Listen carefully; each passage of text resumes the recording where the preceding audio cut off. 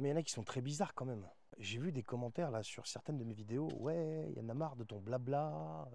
Il y en a marre, du matin au soir, on entend que ton blabla, je sais pas quoi. Mais je comprends pas, c'est quoi cette attitude? Moi, quand il y a quelque chose, un contenu qui me plaît pas, je l'écoute pas. Et je laisse pas de commentaires désagréables. Alors, il y a deux solutions. J'ai réfléchi à ça toute la journée parce que j'ai vu ça ce matin. Soit la personne est atteinte d'une espèce de grosse névrose. Donc, quelqu'un, si tu es névrosé, va consulter. Soit alors, tu cherches à briller, à exister en fait. Donc tu lâches des commentaires pourris, histoire de essayer de titiller, faire mal. Mais je t'explique, on est sur les réseaux sociaux, dans la vraie vie, je te connais pas en fait. Et tes commentaires, je m'en fous, je sais même pas que tu existes. Donc moi, je te donne un conseil pour ton bien-être personnel, arrête de m'écouter.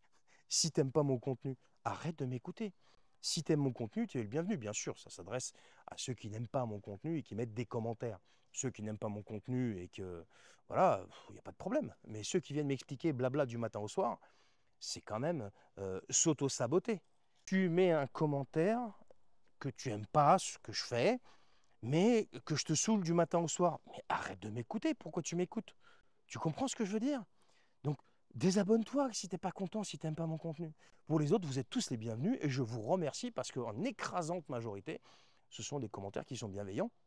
On peut ne pas être d'accord, mais on peut échanger en toute courtoisie.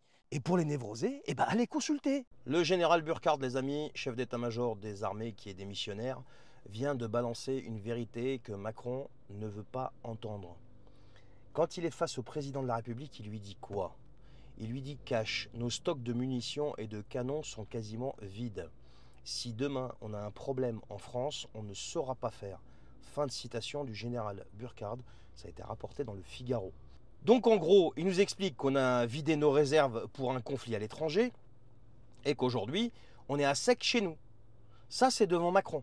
Mais en public, c'est pas du tout le même discours. Puisqu'en public, rappelez-vous, quand il parlait, là, quand il prenait la parole, il nous vendait une armée qui était prête à tout. En réalité, on a juste un pistolet sans balles, quoi, en fait. On est à sec. Il le dit lui-même au chef de l'État. Et comme par hasard, c'est une sortie qui tombe pile poil au moment où Macron remplace Burkhardt. Coïncidence ou pas, j'en sais rien. Un pays qui donne ses armes sans penser à sa propre défense, c'est un pays qui s'agenouille avant même d'avoir commencé le combat, les amis. Voilà tout. Ça s'arrête là et il n'y a pas besoin d'être général pour comprendre ça. On peut quand même dire que Donald Trump ne blague pas avec la sécurité. Là, il vient de frapper un grand coup à Washington.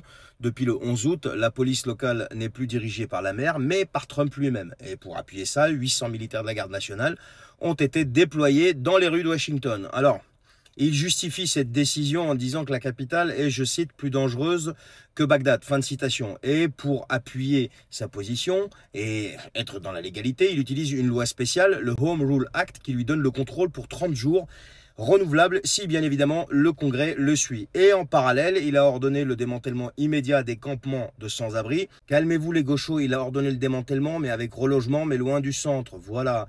Et la maire crie au scandale, bien sûr. Certains parlent d'autoritarisme.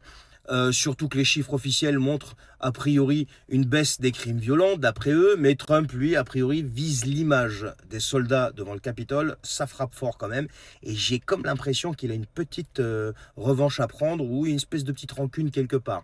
Légal ou pas, calcul politique ou vraie urgence sécuritaire, j'en sais rien. Ce qui est sûr, c'est qu'au moins lui, eh bien, il agit. Voilà, n'en déplaise aux gauchos, lui, il agit. Et chez lui, j'ai l'impression que la victime n'est pas coupable, mais c'est plutôt le coupable qui est coupable.